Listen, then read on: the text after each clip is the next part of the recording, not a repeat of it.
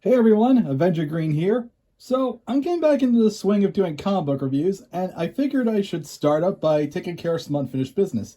So for this video, we're looking at issues 3 and 4, the last two issues of Al Ewing's Ant-Man miniseries. Now, a lot of what was good in the previous issues are the same with these two. Tom Riley does a great job of making each character, including the four different Ant-Man. Let me just flip right here. Yeah, he does a good job making all four or Ant-Man look distinct from each other with some really nice facial expressions, and Jordi Belair still does a good job using distinct inking for each of the different time periods. And of course, the art complements the fun and heartfelt story Al Ewing is trying to tell for the 60-year anniversary of Ant-Man. You can check out my previous videos on issue 1 and 2 for more details. Now let's get to the summarizing. Issue 3 takes place in the modern day. Hey, with Scott Lang as our main hero for this story alongside his daughter Casey, aka Stinger. They've been assigned by the Avengers to transport or to captured villain to the microverse. The said villain is Pimtron.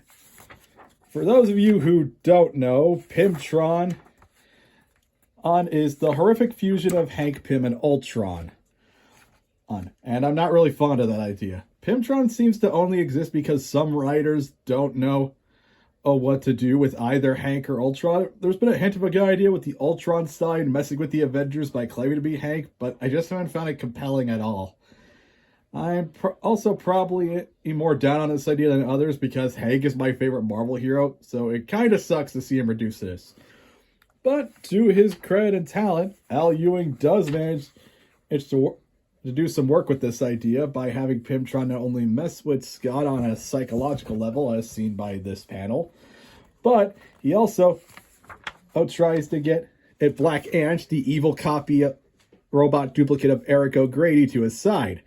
So, yeah, in this issue, Scott is basically fighting evil versions of his predecessors.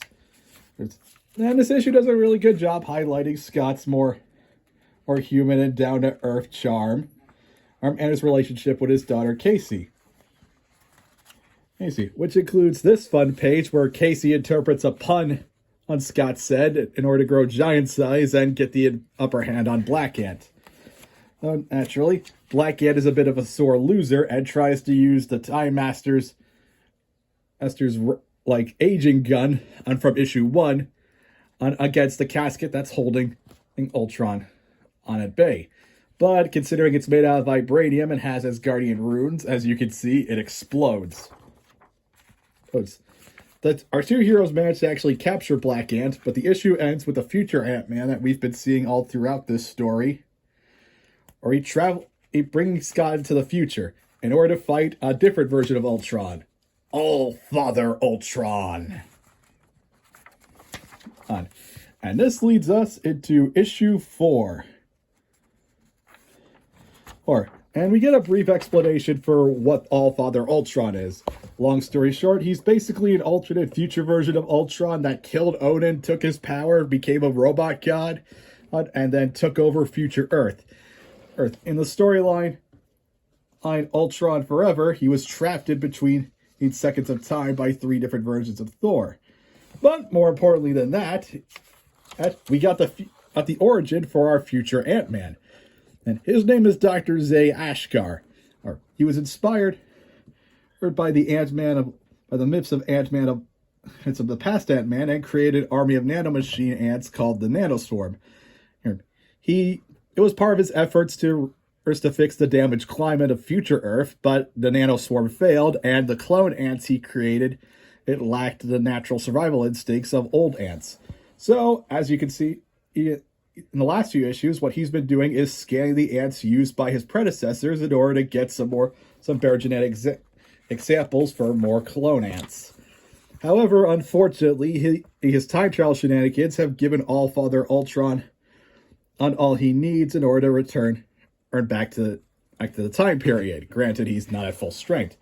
So, in a desperate move, Zane uses his time travel platform to summon the past Ant-Man. And we get some really cool scenes. We got Hank using his size restoration pill in order to make the nano swarm huge. And we got Scott going a giant size to deck Allfather Ultron in the face. And of course, we have Eric living up to his irredeemable status by distracting Allfather Ultron by pretending that he's gonna work for them if he spares Ultron's life. And the day is saved by in a rather unusual method. Zane uses his nanoswarm to fix up the Time Master's aging ray and uses it in reverse, firing at Allfather Ultron in this panel. And according to the narration, apparently this causes Ultron to, it reverses his timeline. What effect it's going to have in future stories, that's not really well known for now. But what else well known is that the day is saved, and the four Ant-Man get a moment of camaraderie before they're inevitably sent back to their own timelines. So that's about it. If you're a fan of the Ant-Man legacy, whether from the comics to the movies, I highly recommend this miniseries. Or if you're just a fan of Al Ewing's writing and want to read everything he does, I also recommend it. It's available in trade paperback forms, and I highly recommend picking this up. That's all for now. If you like the video, subscribe and hit that notification bell. Until next time, have a great day.